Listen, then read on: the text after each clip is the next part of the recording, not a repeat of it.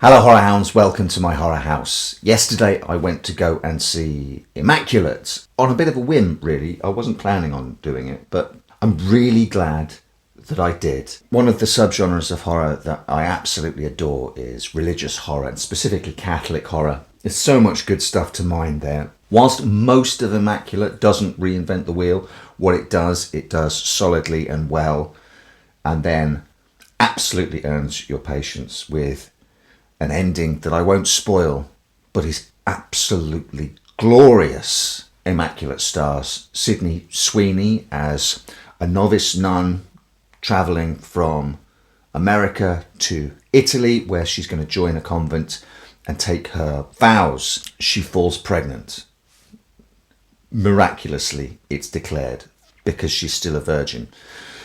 And this miracle pregnancy, the nuns, the spooky priest, the bishop, everyone around her seems to be more concerned with the state of her unborn child, her developing embryo, than they are about her and her health. And she slowly starts to realise that she is just a host for the thing that they really care about. And where exactly has that come from?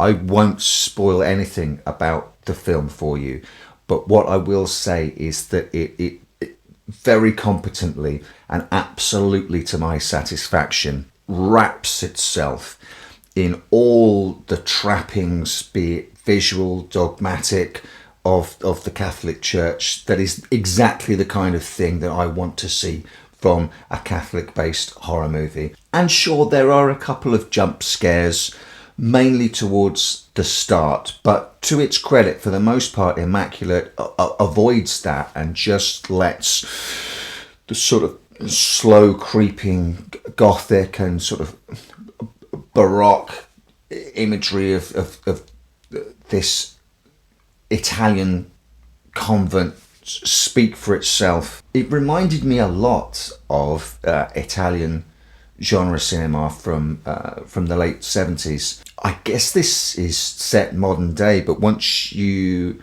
are cloistered away in an old Italianate building in the middle of the Italian countryside, it could be anywhere and at any time, and there is almost a sense of regressing back in time. There's a montage section where our main character is sort of starting to fit in with life in the convent, and there's a really jaunty little happy ditty that's playing that could have been lifted from any montage from any sort of film starring Edward Fenwick or anyone of that era. The Strange Vices of Mrs. Ward, All the Colours of the Dark, Your Vice is a Locked Room and Only I Have the Key. And it put a big smile on my face, and I did wonder whether it was going to lean even further and further into the visual aspects, the more outre visual motifs of Italian cinema. But it really doesn't have to, because when you've got all of these cloistered nuns who look absolutely fantastic, when you've got the building that looks absolutely fantastic, when you marry that with the votive candles and all the icons of the Blessed Mary, the crucified Christ, they have a holy relic, which is an enormous iron nail, which, as they say, is a nail from the cross, and you weave in the shadowy quiet of the confessional. You don't really need to go big, because the look and sound and the feel of all this Catholicism is a rich enough soup. You have a story which is at once timeless, but at the same time very much of its time at the moment. It's very hard to get around the fact that this film is being released in the wake of the overturning of Roe v. Wade, but I think it's pertinent to remember that the subject of having control over women's bodies and having control over women's rights to procreate and fertility is a tale as old as time. There's as much Handmaid's Tale in this as there is Roe v. Wade, and even going further back, I find it intensely interesting that the film is called Immaculate. What that refers to. Maybe I'm getting so much out of this because I was raised Catholic. I'm no longer in the church. I don't believe in it anymore. But you know, you can't take those ingredients and not turn them into your own personal stew inside you. But the title of the film, Immaculate, refers to the Immaculate Conception, which an awful lot of people misconstrue to mean the conception of, the supposedly miraculous conception of Jesus.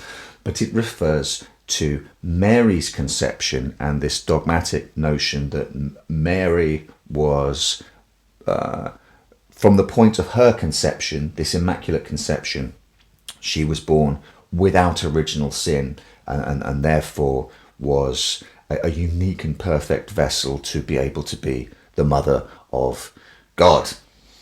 So you have really interesting, delicious themes at play here, whereby, destiny, predestination versus free will. If Mary was conceived and created to ultimately give birth to something else, we're digging ancient roots right down into notions of who controls the reproductive rights of women. I've never seen Sydney Sweeney in anything before. I'm sort of aware of her current cultural impact, and I think she's absolutely fabulous in this, especially right up to the end, which, touching back on the sort of overlap with Italian horror, I did wonder whether this would build to a sort of operatic crescendo, which is something that Catholic horror has within it. It has a potential within it to go screamingly over the top if it wants to. And the crashing crescendo of this movie, which I will not spoil, is absolutely worth the price of admission. I didn't blink, I think, for the last few minutes. I certainly leaned forward in my chair, my mouth sort of agape, and with a big smile, because it is pure cinema. It's an ending that will be talked about for a long, long time. And I was very intrigued to see Sydney Sweeney's name amongst the producers over the end credits of this movie, because I thought, well, here is the arrival of a new scream queen. If she wants to make a little side hustle or a home in horror, here's the arrival absolutely of a new scream queen. And I think it's absolutely fabulous that there's a generation of new scream queens, for want of a better term. I know that sounds a bit reductive, but the likes of Jenna Ortega, especially Mia Goth, who is sort of like the godmother of the current crop of scream queens. But this sort of new generation have their hands also on the levers of creation and creativity, being producers, being involved, as Mia Goth is, in the writing and creation process with Ty West for the Pearl and the X trilogy and Maxine and the like. And the stories that they are telling as a result mean that hopefully the term Scream Queen will come to shift and mean something slightly different, because there's, I don't know if empowerment is the right word. There's an agency behind the camera and also in the stories they're telling from these in front of the camera about these characters, which doesn't lose any of the horror, but is an awful lot less reductive than just constantly being a scream queen by stint of being the person running away from the masked character with the knife.